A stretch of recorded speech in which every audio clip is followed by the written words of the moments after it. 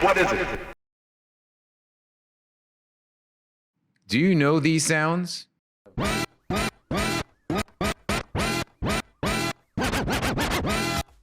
These sounds originate from today's guest, DJ Jazzy Jay, who in 1984 laid down scratches for It's Yours, the first ever DefJam recording and possibly the first example of scratching being multi-tracked. I'm your host, John Carluccio, and welcome to Sxratch Essentials, powered by Sxratch Software. We are recording today at Sound Collective, a progressive music school in New York City that is developing future leaders of music creation. Each episode of Sxratch Essentials will take a look at important scratch patterns in turntablism history and view them via the new Sxratch Visualizer app. The goal of the show is to highlight historic moments in hip-hop DJing and discuss the future of turntablism.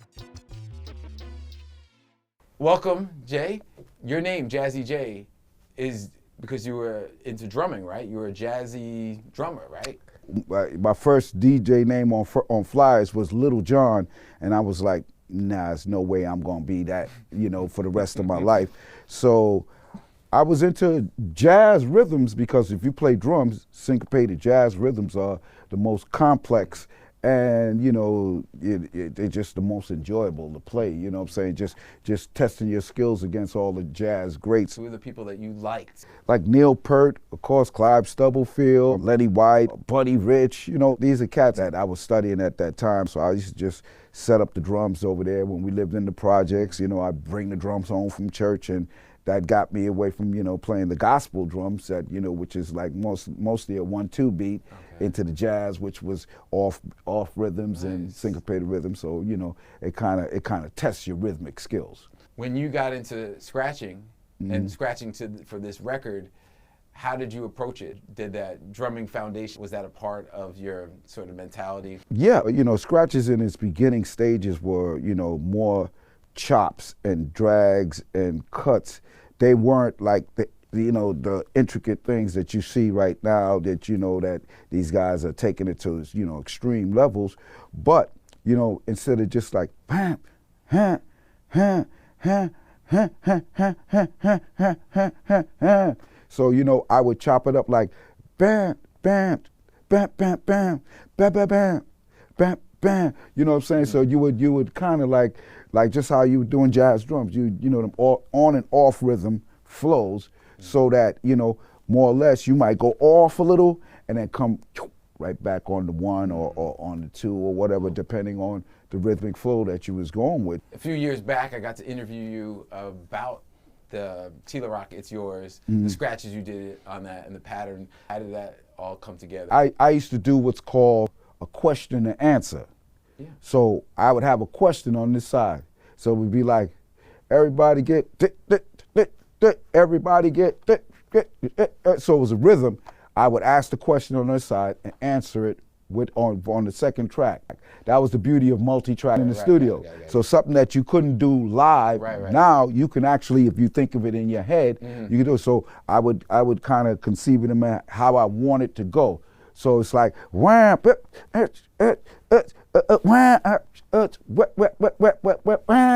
so it's like a question and answer, back and forth, call and response, if you will, Let's hear just that. DJ Jazzy Jay.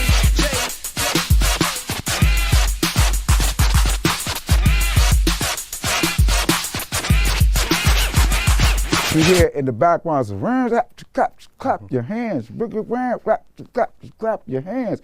So it's either I use Curtis Blow, clap your hands, everybody, right, and I also use James Brown, clap, that would be the cause response. Clap your hands, bring your wham. So the wham will be the answer. It's like, so everybody got a from the heartbeat flows a pulse, and everybody got a rhythmic flow within them. You just got to find that out. That's why, you look at most musicians, most keyboards players, guitarists, whatever, what I'm saying? They might have the basics as the same, but, they have identifiable licks, within them. That's just their regular heartbeat, their pulse beat, and the way they represent that, that same. You get the same sheet music, and 5 different people will play it a different way. You said call and response. You'll see it here. DJ Jazzy Jay. Jay.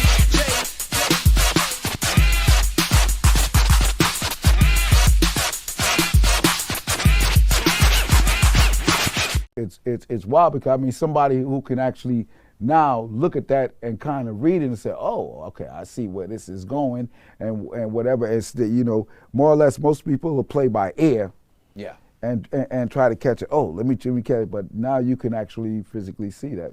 So now there's a software company, Sxratch with an X, has a Sxratch visualizer software where in real time, go behind the turntables and look at Esquire do it, and you can see the patterns and you can try it out. Okay. All right? Mm-hmm. Okay. So I'll just do a couple of stabs and some babies just so that you can see the visualization on the screen here.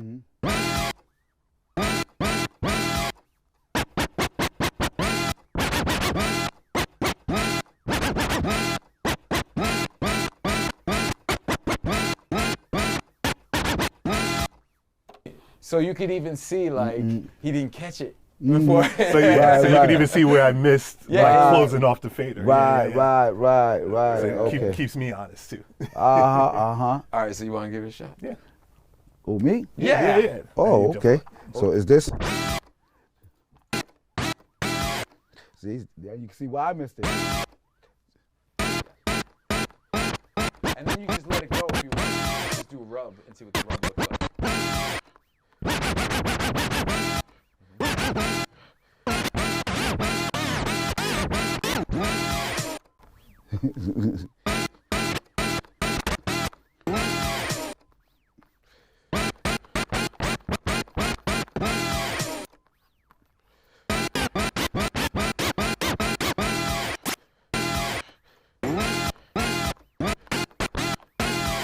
That's dope.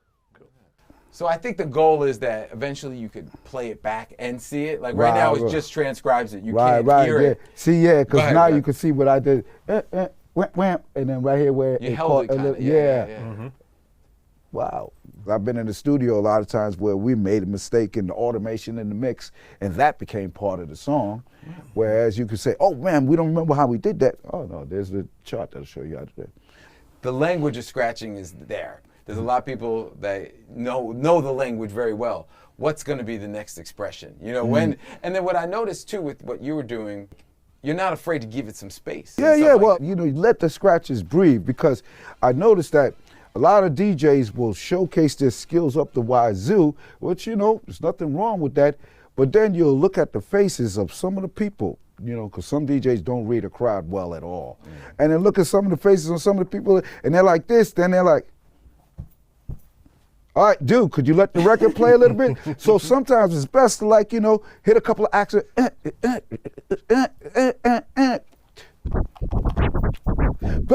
You know, go in a little bit and on certain parts, not all the time. So you put the accents where they needed to go, and you know what? It highlights not only your talent, but also adds to the record. And that's what you want to do. You want to actually be able to remix that right in front of their very eyes. Now you can not only remix in front of your eyes, you can see it on the graph.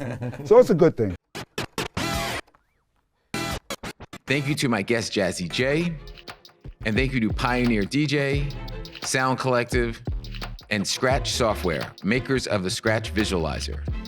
I'm your host, John Carluccio, and to learn more about my projects, be sure to seek out more information at these links. And as I often say to young, talented DJs, embrace your mistakes, find your voice, and express it through the turntables. So, hey, I think the whole art form was developed by a mistake. Yeah. You know what I'm saying? Somebody like, you know, namely Grand Wizard Theodore, just rubbing the record back and forth on time with the fader out. Yeah. You know what I'm saying? And say, hey, wait a minute, maybe bring that in. It's about perfecting imperfections. And just before you know, it's part of a language. There you go.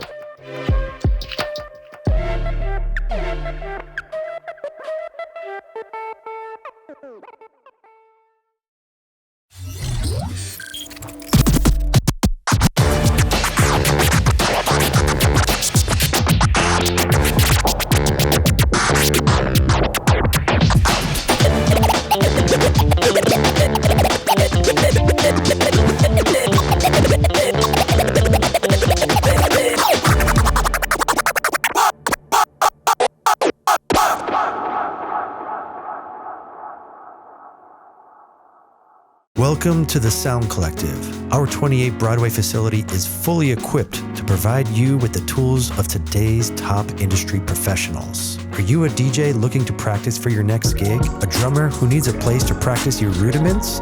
Looking to host live performances, group events, practice sessions, or more? Need a place to record your next project? Unlock your ability to use all of these amenities and more with the Sound Collective membership.